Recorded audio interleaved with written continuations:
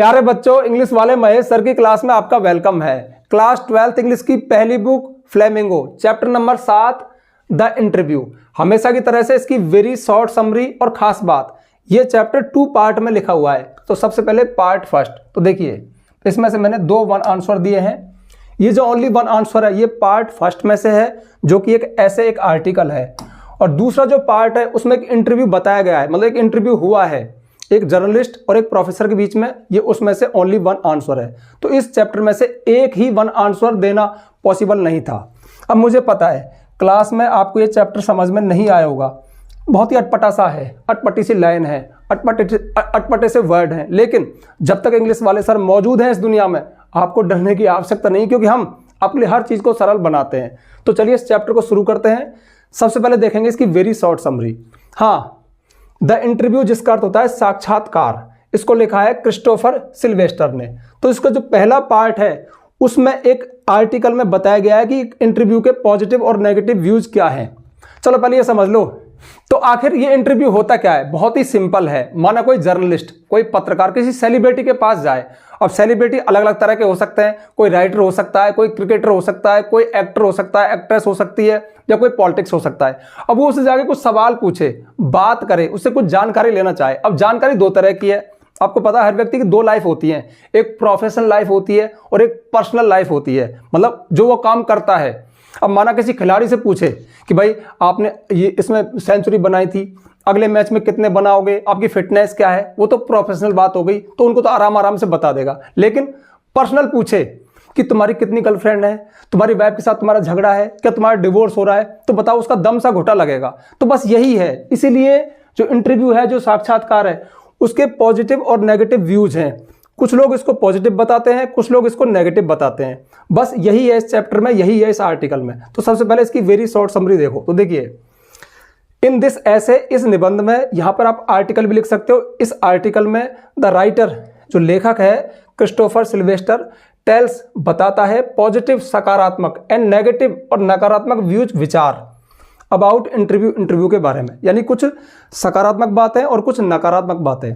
तो देखिए सबसे पहले पॉजिटिव देखो, ये क्वेश्चन भी है, नेगेटिव और पॉजिटिव व्यूज क्या है। तो सम से कुछ लोग कहते हैं इट, इसे, किसे, इंटरव्यू को, द सोर्स ऑफ ट्रुथ, कि ये सत्य का स्रोत है, इससे हमें सत्य पता चलता है।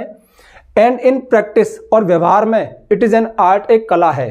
तो चलो मैं इसको थोड़ा डिटेल कर दूं।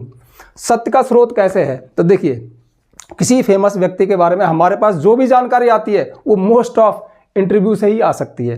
अब जैसे देखो, मैं टीचर हूँ, बहुत साल से पढ़ा रहा हूँ। अब आपको कुछ नहीं पता मेरे बारे में कि इंग्लिश वाले सर यार टीचर तो अच्छा है, काफ़ी मतलब अच्छा समझाता है, लेकिन है कौन, ये कहाँ से है, ये कहाँ रहता है, शादी हुई नहीं हुई, बच्चे कितने, मतलब इस तरह की बातें आपके मन में आ सकती है। अब ये जानकारियाँ, ये सूचना, ये सत्य आपके पास कैसे पहुँचे कि कोई मेरा इंटरव्यू ले और मुझे सवाल करे मेरी पर्सनल लाइफ के बारे में। तो ये सोर्स ऑफ ट्रुथ, सत्य का स्रोत है। और प्रैक्टिस, व्यवहार में, एक कला क्यों है? कला इसलिए है, आपने बहुत सारे इंटरव्यू देखे होंगे कि जो इंटरव्यूअर है, जो पूछने वाला है, जो जर्नलिस्ट है, वो जानबूझ के ऐसे सवाल पूछता है, उसकी पर्सनल लाइफ को ऐसे कुरेदता है कि वो नहीं बताना चाहता।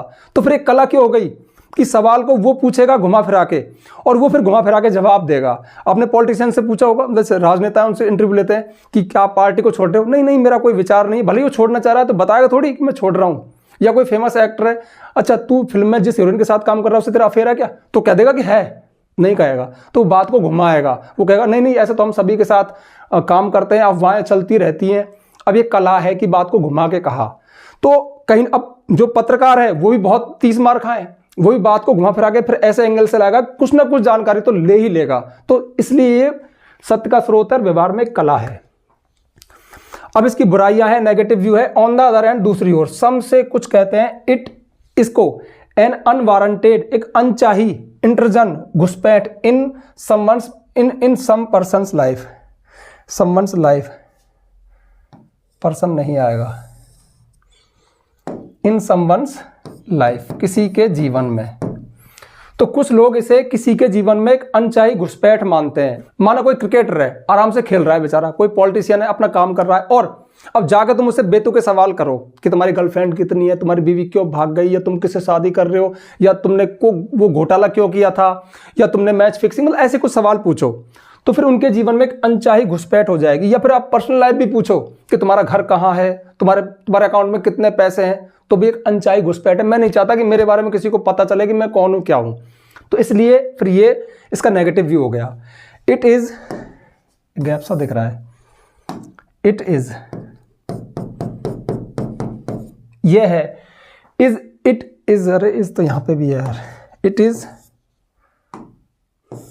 एन ऑफेंस, ऑफेंस होता है अपराध, मतलब एक तरह से एक चिढ़ वाली बात, एंड एक क्राइम, एक अपराध है। तो एक ऑफेंस है, एक अपराध है। सेलिब्रिटीज हेट इट, जो सेलिब्रिटी हैं, जो प्रसिद्ध व्यक्ति हैं, इससे घृणा करते हैं कि but they give interview to be popular, लेकिन वो पॉपुलर होने के लिए फिर भी इंटरव्यू देते हैं। तो सेलिब्रिटी इससे घृणा भी करते हैं, लेकिन फिर भी वो हम और प्रसिद्ध हो जाए। कोई व्यक्ति प्रसिद्ध कब होता है? जब उसके इंटरव्यू आने लग जाए, ठीक है, तब वो प्रसिद्ध होता है। तो वो, हालांकि इंटरव्यूअर जो जर्नलिस्ट है वो कुरेद के पर्सनल सवाल पूछता है, लेकिन फिर भी वो देते हैं, क्योंकि जो जितने ज़्यादा इंटरव्यू दे रहा है वो उतना ही फेमस है। तो लोग इससे चिढ़ते भी हैं, लेकिन फिर भी इसको देते हैं। तो इसके नेगेटिव पॉजिटिव व्यूज है, ठीक है, इसकी शॉर्ट समरी है।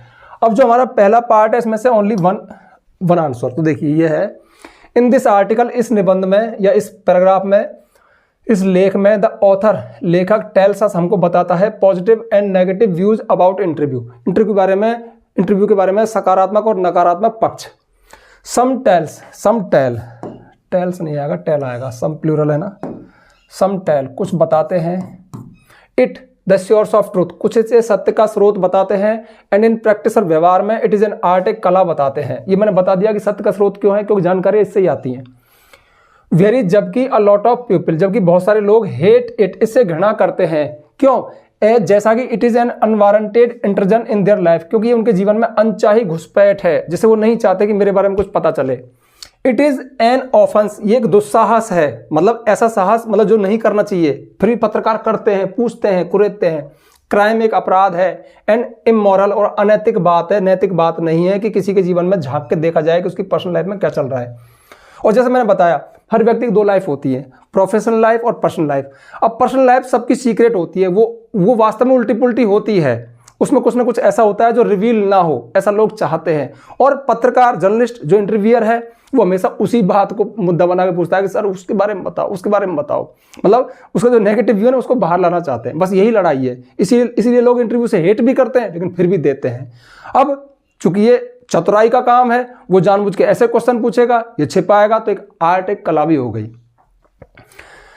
अच्छा, इसके बाद देखो, फिर राइटर ने कुछ यहाँ पे फेमस जो राइटर्स हैं, जो सेलिब्रिटी हैं, उनके एग्जाम्पल भी दिए हैं।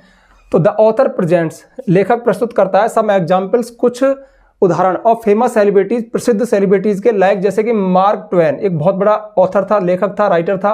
ये सब राइटर ही हैं, क्योंकि जो राइटर, वो राइटर की बात करेगा। रुडयार्ड किपलिंग, ये भी फेमस एक राइटर है। H.G. Wales and Joseph Stalin, तो ये राइटर हैं। इन सब के एग्जाम्पल देकर उसने बताए थे चैप्टर में। हु हेट, जो कि घृणा करते थे, बीइंग इंटरव्यूड, इंटरव्यू दिए जाने से, बट, लेकिन फिर भी, गिव इट फ्रिक्वेंटली, लेकिन फिर भी इसे अक्सर देते थे। उन्होंने ये अक्सर दिए। क्यों?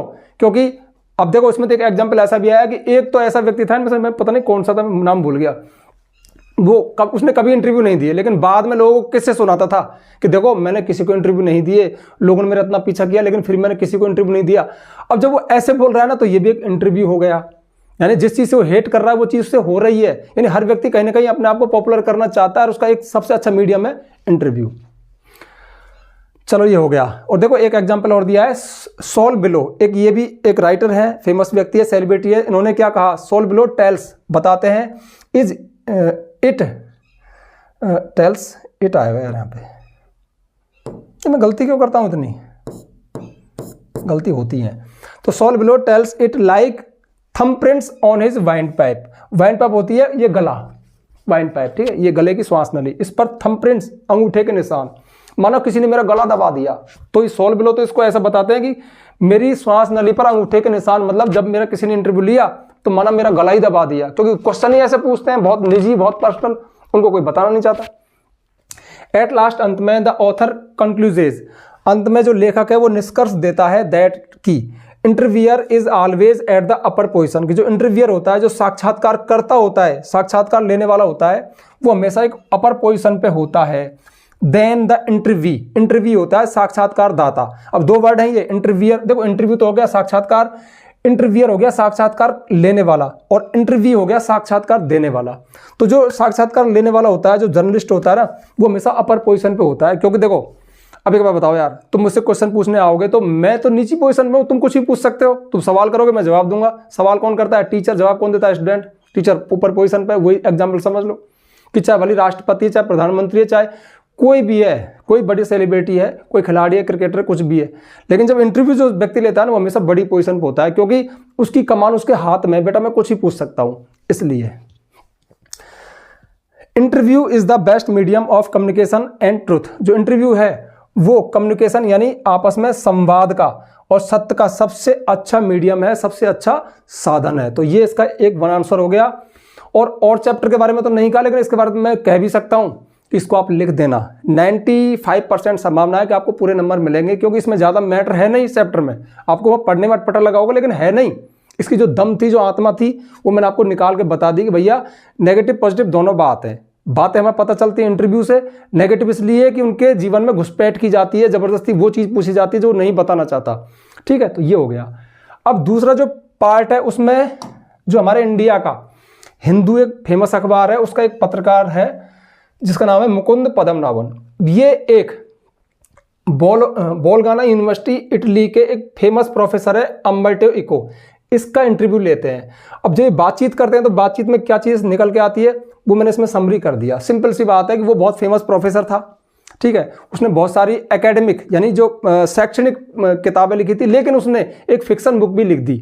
मतलब अपनी लीक से हटकर, अपने काम से हटकर ऐसे एक नॉवल लिख दिया। नॉवल हमेशा फिक्शन होते हैं, काल्पनिक कहानियां होती हैं। द नेम ऑफ द रोज, और वो बहुत पॉपुलर हो गया, हिट हो गया। उसकी 10 मिलियन कॉपीज बिक गई, 1 करोड़ कॉपीज। तो वो बहुत पॉपुलर हो गया। तो फिर उसका इंटरव्यू लिया गया था। तो अब इस मुकुंद ने पूछा कि आप ऐसे कैसे कर लेते हो कि आप नॉवल भी लिखते हो, आप एक और प्रोफेसर भी हो। और इसने एक बहुत फेमस बुक लिखी थी अपनी क्या बोलते हैं उसको, एकेडमिक की सेमियोटिक्स पर, मतलब लक्षण विज्ञान पर। वो बहुत गूढ़ काम है, बहुत टफ सी चीज़ है वो लक्षण विज्ञान पर ना। अब जो व्यक्ति सेमियोटिक्स पे बुक लिख रहा है, वो नेम ऑफ द रोज भी लिख रहा है। समझ रहे हो? ऐसा समझो कि एक होती है कमर्शियल मूवी, है ना, जो मतलब जो बहुत हिट होती हैं, जिनमें मूवी मसाला होता है, फाइटिंग, ये गाने। एक होती है थोड़ी सी आर्ट फिल्में। तो आर्ट फिल्में इतनी फेमस नहीं होती। अब एक किसी प्रोड्यूसर ने आर्ट फिल्म भी बना दी और एक कमर्शियल फिल्म भी बना दी। अब कमर्शियल से वो पॉपुलर हो गया, लेकिन उससे पूछ रहा है कि तू इतना काम कर कैसे लेता है। तो ये सारी बातें हैं इसमें, कुछ ज़्यादा नहीं है। तो देखिए इसमें ही आ जाएगी, इसमें आंसर में इसकी समरी आ जाएगी। Mukund Padmanabhan an Indian journalist. Mukund Padmanabhan जो कि एक भारतीय पत्रकार है, ऑफ हिंदू अखबार का टेक्स लेता है एन इंटरव्यू, एक साक्षात्कार of Umberto Eco. Umberto Eco का, जो कि एक फेमस प्रोफेसर है at the university of Bologna university in Italy में। ही रोट, उसने लिखा था फेमस बुक, एक प्रसिद्ध बुक ऑन सेमियोटिक्स, लक्षण विज्ञान पर। ये तो उसका अकादमिक काम है, शैक्षणिक काम है, यूनिवर्सिटी का काम है। ठीक है, पढ़ाई लिखाई की चीज़ है। तो he wrote a famous book on semiotics. अब मैंने जानबूझ के डाला है सेमियोटिक्स, दिखाओ टीचर को, सेमियोटिक्स है ना।